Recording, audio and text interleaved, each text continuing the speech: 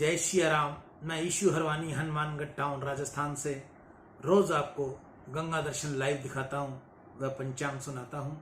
आज का शुभ पंचांग भाद्र पक्ष मासे कृष्ण पक्ष त्रयोदशी शनिवार विक्रम संवत 2081 तदनुसार 31 अगस्त 2024। आज त्रयोदशी रात्रि को लगभग 4 बजे तक की है, तत्पश्चात चतुर्दशी। आज का विशेष दिन विमुक्त जाति दिवस, शनि प्रदोष व्रत, कैलाश यात्रा प्रारंभ, भद्रा गंडमूल, शनि त्रयोदशी। ये था आज का संक्षेप में पंचांग।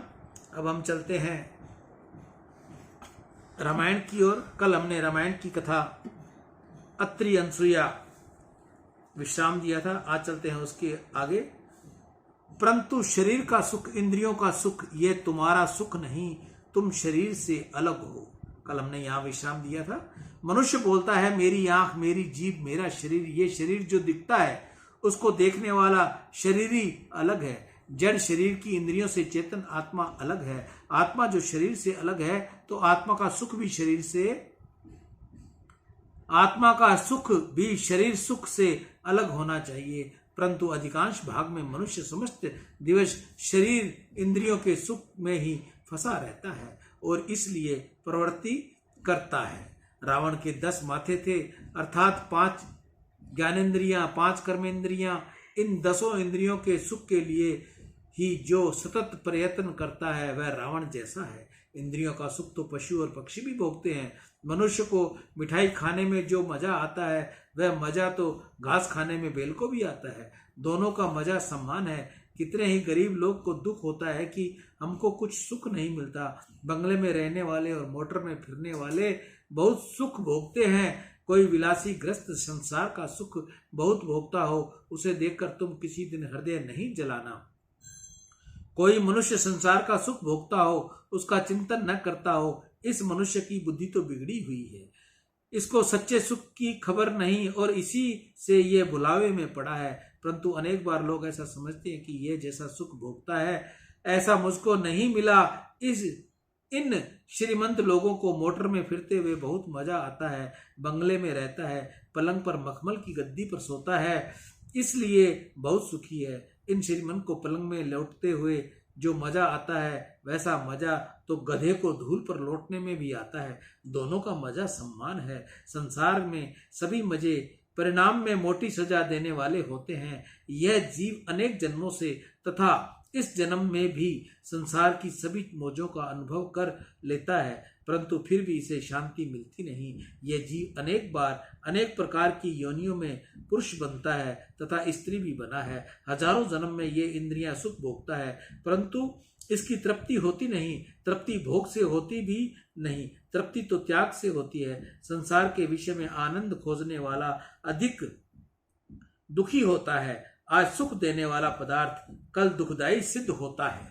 जो सुख देता है वह दुख भी देता है। संयोग से सुख होता है, परंतु क्या यह संयोग स्थिर रहता है? संयोग तो वियोग के लिए होता है। संयोग में जितना सुख होता है उससे 1000 गुना दुख वियोग में होता है। एक देवी जीव था, जन्म से ही उसको प्रभु की भक्ति का रंग लग गया। घर में पुष्कल संपत्ति थी, उसका त्याग करके वह वृंदावन में जाकर रहा। श्री राधा कृष्ण की सतत उपासना करता, सेवा स्मरण में देहानुसंधान भूल जाता, सर्व इंद्रियों को स्वयं रखकर सतत भक्ति करता था। मुख पर दिव्य तेज विलसता था। एक बार कोई राजा रानी फिरते फिरते वहां आ पहुंचे। उस समय संत तो वृक्ष के नीचे बैठकर मानसिक सेवा कर रहे थे, परमात्मा को मन से रिझा रहे थे। 24-25 वर्ष की अवस्था थी। मुख के ऊपर दिव्य कांति थी। रानी को आश्चर्य हुआ कि इतना सुंदर युवक उघाड़े शरीर बैठा है, सुंदर काया को घिस डाला है, युवा अवस्था को व्यर्थ कर रहा है। इसकी अपेक्षा तो यह बेचारा संसार सुख भोगे तो बहुत सुखी रहेगा। राजा को भी यह बहुत अच्छा लगा। उसने बहुत आग्रह किया कि मेरे राजमहल में चलो, तुमको संसार के सुख की कुछ खबर ही नहीं। मेरी इच्छा है कि तुम संसार का सुख भोगो। आज से तुम मेरे भाई हो। अत्यंत आग्रह करके राजा संत को राजमहल में ले आया। उसको नहलाया, धुलाकर सुंदर कपड़े पहनाए, सुंदर भोजन करवाया। महात्मा पहुंचा हुआ था। अंदर से भक्ति का पक्का रंग लगा हुआ था, पागल जैसा रहता था। राजा इसको समझता था कि तुम संसार में आए हो परंतु कोई सुख भोगते नहीं, तुमको कुछ भी खबर नहीं, यह तुम यहीं पर सुख में से रहो। महात्मा ने कहा, संसार में सुख भोगने वाले को दुख भी होता है, मुझको सुख दुख कुछ भी नहीं चाहिए। राजा ने कहा, तुमको कुछ भी दुख नहीं होगा, रानी ने बहन के साथ तुम्हारा विवाह कर दूंगा, अपना आधा राज्य तुमको दे दूंगा, फिर तुमको क्या दुख है। महात्मा ने पूछा, ये विवाह करने की बात तुम करते हो परंतु संतान होगी उसका क्या होगा। राजा ने कहा, उसका कुछ नहीं, उनकी तुमको तनिक भी चिंता नहीं करनी, आधा राज्य तुमको मिल जाएगा, फिर किस बात की चिंता। फिर भी तुमको ऐसा लगता है कि उनके पालन पोषण करने में जवाबदारी मेरी, फिर और क्या। तुम्हारे स्वरूप को देखकर तुम अतिशय आनंद होता है, संसार में आए हो तो सुख भोगो, कुछ भी कष्ट नहीं आएगा, मैं समस्त व्यवस्था कर दूंगा। महात्मा ने कहा, तुम सब व्यवस्था कर दोगे, सुख भी दे दोगे, परंतु संतान होने के बाद कदाचित मर जाए तो? संतान मर जाए उसका दुख तुमको होगा कि मुझको?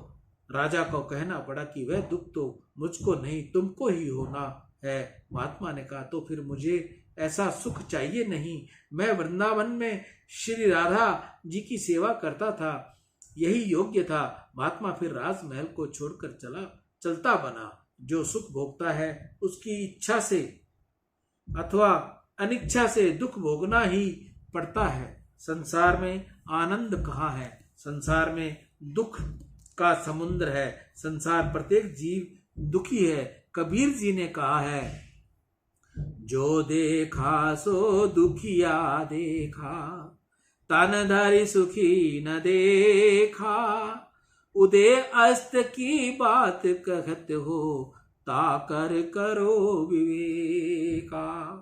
बाट बाट सब कोई दुखिया, यह गिरही बेरागी, जोगी दुखिया जंगम दुखिया, तापस को दुख दूना। आशा तृष्णा सब घर व्यापे, कोई महल नहीं सूना। संसार के सुख की आशा तृष्णा जीव को बहुत दुखी करती है। भोग की भूख की मोटा दुख है। शांति पहले कायम रहती है। जिसका मन प्रभु के चरणों में रहता है, शांति उसकी कायम रहती है। जो अंदर से ईश्वर का अनुसंधान रखता है, ईश्वर से जो दूर है, उसकी शांति कैसी। कुछ भी सुख भोगना नहीं है, ऐसा दृढ़ निश्चय करके संसार के विषय भोगों से विमुख रहने वाले को ही सच्चा आनंद, सच्ची शांति प्राप्त होती है। आत्मा के स्वरूप में जो स्थिर रहता है, उसी स्थिर शांति को आनंद का अनुभव मिलता है। एक एक इंद्रियां सुख में जितना मन फंसा हुआ है, जो आंख के सुख के लिए, कान के सुख के लिए, जीव के सुख के लिए, प्रत्येक इंद्रियों के सुख के लिए प्रवृत्ति करता है, वह रावण है। ऐसा मनुष्य को सच्चे सुख की खबर ही नहीं। रावण ज्ञानी था, फिर भी उसकी गणना राक्षसों में हुई। ब्राह्मण होने पर भी गिनती राक्षसों में हुई। रावण ब्राह्मण था, तपस्वी था, ज्ञानी था, परंतु इंद्रियां सुख में ही जिनका मन फंसा हुआ है, वह ब्राह्मण हो या ज्ञानी हो, राक्षस जैसा ही है। वेदांत की ओर ब्रह्म ज्ञान की बातें करे और प्रेम संसार के विषयों के साथ करे, वह राक्षस जैसा ही है। रावण रजोगुण का स्वरूप है, विभीषण तत्व गुण का स्वरूप है। रावण की लंका में सतोगुणी केवल विभीषण ही थे। विभीषण की कथा आगे आएगी। श्री हनुमान जी महाराज समस्त लंका जलाते हैं, परंतु विभीषण का घर छोड़ देते हैं। विभीषण राम जी के परम भक्त हैं, सत्व गुण के मूर्तिमंत स्वरूप हैं। रावण वंश में जन्म होने पर भी विभीषण जी परमात्मा की भक्ति में और धर्म पालन में जीवन व्यतीत करते हैं। धर्म के लिए उन्होंने घर का, कुटुंब का, सगे स्नेहियों का और वतन का भी त्याग कर दिया। विभीषण जी सत्य तत्व सत्व गुणी होने पर भी सत्व गुण का तनिक भी अभिमान नहीं करते।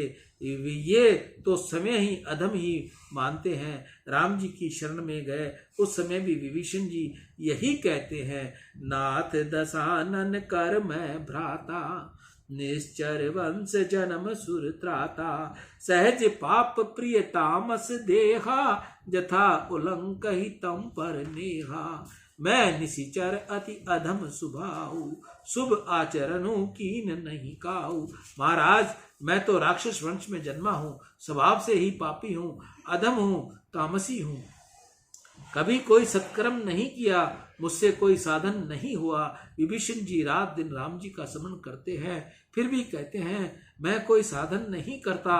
विभीषण में अतिशय दैत्य है, अभिमान का लेश भी नहीं। ऐसे तो रावण में भी कोई कम तपस्या नहीं की थी, परंतु उसके पीछे दीनता नहीं थी, भरपूर अहंकार था और भोग की लालसा थी। अभिमान तप को भक्ति को छिन्न भिन्न करता है। कितने ही लोग जो भक्ति करते हैं, सेवा पूजा करते हैं, ऐसा समझते हैं कि दूसरे लोगों की अपेक्षा मैं बहुत श्रेष्ठ हूँ। जगत में जीव बहुमुखी हैं, दुष्ट हैं, मैं तो बहुत भक्ति करता हूँ, मैं श्रेष्ठ हूँ। क्या धर्म भी तुच्छ समझने के लिए है?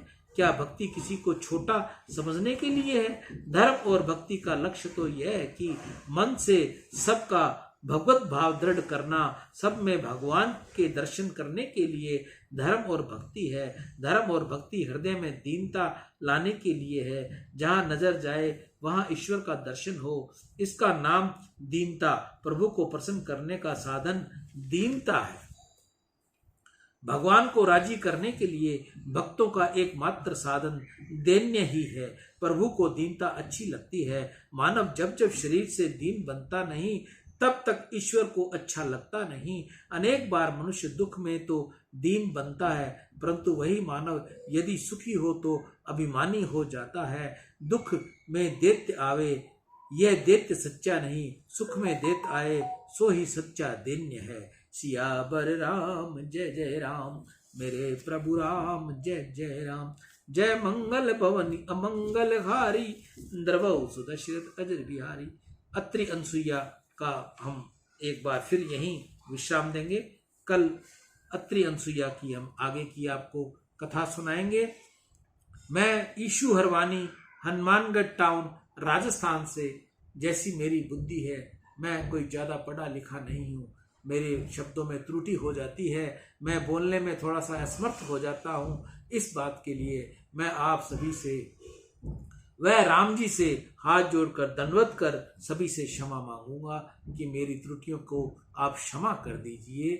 मेरा पूरा विचार रहता है कि मैं आपको शुद्ध से शुद्ध सुनाऊं, फिर भी ये चमड़े की जबान जो बिना पढ़ी लिखी है तिलक जाती है, शब्द की शुद्धता नहीं कहीं जगह रहती। इसके लिए मैं पुनः आपसे एक बार दंडवत होकर क्षमा चाहता हूँ। मैं ईशु हरवानी, हनुमानगढ़ टाउन, राजस्थान से रोज आपको गंगा दर्शन व पंचांग सुनाता हूँ। राम